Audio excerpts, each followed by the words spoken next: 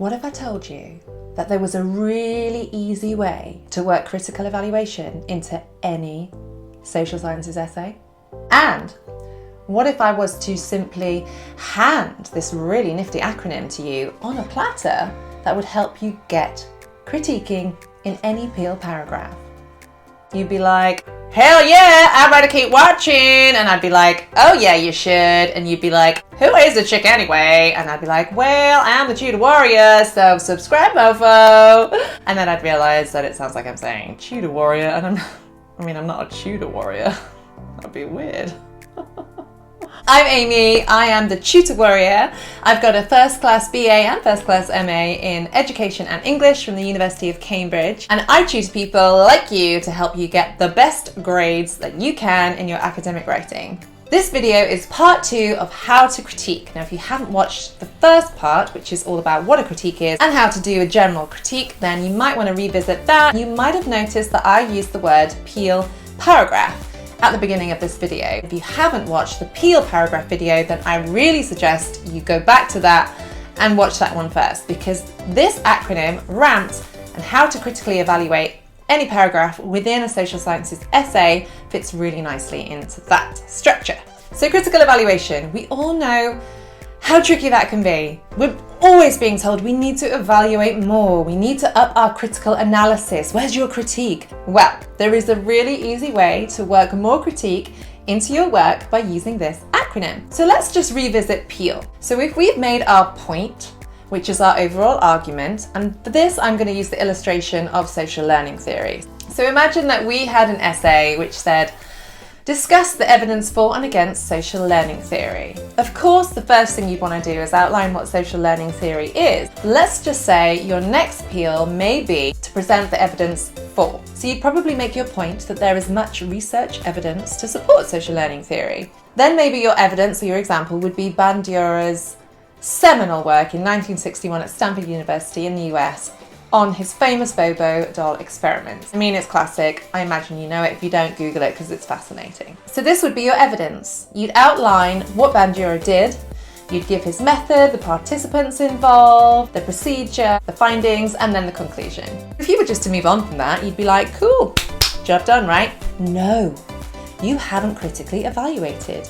You haven't done anything with that work. What you need to do now is use my acronym RAMPED to help you know what on earth to evaluate. So RAMPED, what does it mean? What does it stand for? What is this weird word? RAMPED stands for Research, Application, Methodology, Participants, Ethics, and Debates. So the first thing that you can do is potentially talk about research that may contradict or support Bandura's work. So you got to go away and do some research. That just goes without saying. So I had a quick look. There is loads of research evidence out there which supports Bandura's work. It indicates that the findings have been replicated in other research studies, maybe not using the Bobo dolls, but in other contexts. One of the most classic ones that people always talk about is aggression following the playing of violent video games. So I found a meta-analysis, a longitudinal age-dependent study on the association between playing violent video games and aggression. This was conducted by Buckhart and Lenhart in 2021, so really nice and recent. That's always great. And without going into detail on it, because you don't need to, we're not looking at violent video games, you can simply say that this meta-analysis supported Bandura's original seminal findings. Of course, there may be contradictory evidence. So if you go on Google Scholar or any of the databases that you usually use, or your university library, you may find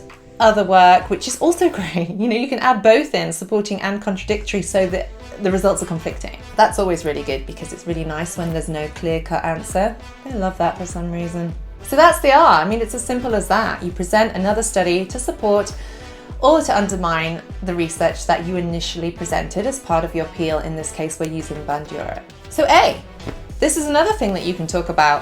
What is the real-world application of this research or evidence? There's so many applications for what Bandura originally found in his Bobo doll experiment. So his social learning theory more generally presents us with countless ways in which we can use this in our daily lives. So as a really basic thing that happened as a result of this and many other experiments of the time, we realized that children watching aggression would model or imitate aggression. So what did we do? We slapped a PG label or a universal label on loads of TV programs, on loads of video games, movies. It just meant that we had a system for telling parents, teachers, and other caregivers what their children should or should not be watching because they're so impressionable and they are likely to copy. The key is to just try and think of ways in which that research or that work or that theory has had a really significant impact in our daily lives. It has a real world application, and that generally supports the work. Number 3 is M for methodology. So what methods were used in the research that you've used as your evidence? So in the case of Bandura, this was a lab experiment. We need to point out the problems with this. So there's a real place for lab experiments. What's good about them? Well, it isolates all the variables, so we can really understand the impact of the IV, independent variable, on the DV, dependent variable. It helps take us a step further towards causality. However, what is the issue? If you send a whole bunch of kids to a laboratory where there's someone punching a Bobo doll, how exciting. They may behave differently than they might in real life. So what could we do instead? A field experiment would be useful because it puts them back in their own context. Maybe they wouldn't know that they were being watched because, of course, if they're in a lab, there may be demand characteristics. They may act in a way that they think is required. They may try and figure out what the aim of the study is and act accordingly, so alter their behavior. They may try and please the researcher or screw them over, the please you, screw you effect, because they've figured out what it is that the researcher's trying to do. There's something called the Hawthorne effect where you change your behavior because you know you're being watched. I guess it makes you quite self-conscious. I'm self-conscious right now. So they lack ecological validity. That is a great term to use. They may not be truthful or authentic or valid in terms of the way that people may behave in real life, in this case children. There's all sorts of other things that you can talk about when it comes to methodology. So is it quantitative? Is it qualitative? There are so many strengths and limitations of both. Ideally, we'd want a mix of the two. We love a mixed methods, triangulate the results. It means that you get a much more of a holistic view of an issue. Was it self-report? Bandura's wasn't, but if it's a self-report survey or interview, people lie all the time or they misremember. So retrospective memory is pretty shaky. There's something called social desirability bias, so people may finesse their answers, exaggerate their responses because it makes them think they look better. Do I look okay?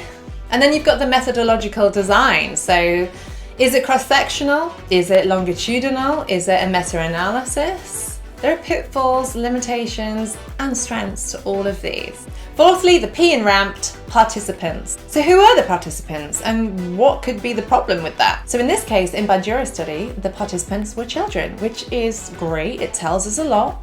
There's also so many ethical problems and pitfalls with that. But the key here is to discuss generalizability. So does this particular participant base and the findings that were gained from using this participant base or sample, are they generalizable to a different sample? So in this case, a different age, so adults. Would adults behave the same way? This study was also conducted in Stanford University in California. They used American kids. Would their behavior be generalizable to other cultures? Here in the UK or in other cultures, would they be as aggressive, less aggressive? That kind of thing. That's known as cultural validity. Is it valid to other cultures? Of course, loads of studies used animals. So animals, are the findings generalizable from rats or monkeys to humans? So many studies use college students, university students, and that is great. They're a ready pool of people there, young adults. They often are eager, they want to take part. Often they're psychology students if it's a psychology study, and they're willing to volunteer, often for extra credit or for nothing at all, which is great for professors. But are their findings representative of the general population? Probably not. Maybe the sample was androcentric, which means they used all males, and what are the problems with that? It's not generalizable. It's getting really repetitive now. Maybe their findings aren't generalizable to females. You should also think about the sampling procedure because that might be problematic. Some studies use random sampling, which is really helpful because it ups the representativeness and the generalizability of the study, especially when it's a large sample. It's great. Others use snowball sampling or purposive sampling. They're all valid, they're all useful, they're often done for a particular purpose or reason. However, We just need to think about the pitfalls of them. If you know what sampling method was used, you could literally just write one sentence on it to up the critical evaluation of your work. Done. And of course, we've got to think about volunteer samples. So, I mean, there are so many issues that can be raised with this. You know, again, that wanting to please the researcher, but also people who take part in these studies. Maybe they have certain type of characteristics. Maybe they're a certain type of person. Maybe they're more likely to be educated, middle class, or stay-at-home mums, or whatever it is. Maybe it just means that the sample is slightly skewed and isn't representative of the general population. Again, all things to think about. The E in RAMPED is ethics. There's loads of ethical considerations, especially of older studies. So there are loads of famous studies that took place in the 20th century that arguably would not get replicated today. Think about Milgram's famous electric shock experiment study. Ethical issues surrounding replicating that today in humans are insane. So ethics, we need to think about, was there informed consent or was there deception? Sometimes it's necessary to deceive your participants if you don't want them to behave in a certain way. If you want to hide the true purpose of your study so that they don't behave in a certain way, and they're not subject to demand characteristics, this can be really helpful. However, was this deception justified? Did they have to do it? Could it have been gotten around another way? Ethics also covers things like confidentiality and anonymity. We shouldn't be able to tell where participants, volunteers come from. Has the study done that? It's important that there is no bias, so look at who the researcher is and who funded that study. It's integral that a researcher has integrity. So we shouldn't have any of that bias in our research study. Was Bandura biased?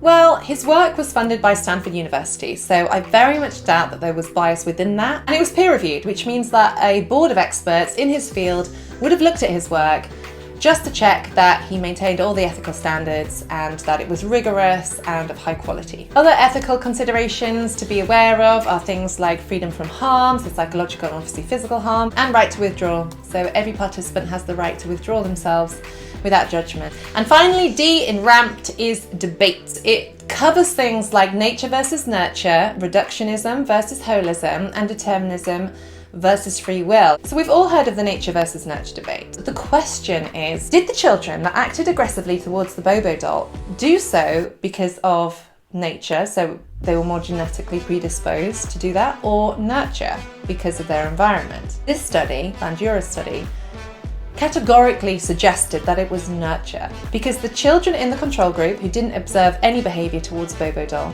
and the children in group B who observed behaviour which was non-aggressive towards the Bobo doll, did not behave aggressively compared to group A, who saw the aggressive model. So that does suggest that it was their environment that made them act aggressively. Now, I'm not saying that aggression isn't also genetically influenced. There is definitely an element of nature in pretty much everything we do. However, Bandura's experiment really did hammer home the nurture side of that debate. So it's great to be able to point that out. Then reductionism versus holism. So was that behaviour reduced to one particular thing, such as the environment, or was it a more holistic view? This is quite a reductionist argument, but I would argue that Bandura's work, and his conclusions in particular, were quite reductionist because they focus primarily on the nurture side of that debate. You're not really taking a holistic view, you're not really looking at all the other factors that might interact to encourage us to behave in a certain way. Like I say, pretty reductionist argument. If you're working at a master's or above level, you need to be a lot more nuanced than that. But for an undergrad level, it's fine to say that it was a bit of a reductionist conclusion that was drawn from his work. However, it did provide a springboard for further research, work, theory, empirical inquiry into the way that children respond when faced with a model behaving in a certain way. Determinism versus free will. Arguably, Bandura's work was a little bit deterministic. It kind of suggested that children, if they saw a model behave in a certain way, they would definitely copy them. But we know as humans, we do have free will. We have agency to behave in ways that we choose to. Maybe children have a little bit less free will. Maybe they don't have the regulatory systems in order to help them choose the correct way to behave. And we can unpack all the nuances of that potentially within the essay. However, your job here is to simply point out some of the limitations, pitfalls, and of course strengths of whatever evidence you've used. Like I said, we're using Bandura, so we might suggest that his work is a bit deterministic. And that's RAMPED. It's so straightforward. If you just pick one or two of those things every time you're doing a peel paragraph and you've used evidence to support your point, what more could they ask for? I really hope this video has been useful. I hope that it's helped to ramp your work up to the next level. If it has, let me know. I'd love to hear from you. Please subscribe, like, all of that stuff. Really appreciate it. And of course, if you need any more assistance, I'm always here. Get in touch in the email below and I'll get straight back to you. Illustrative purse.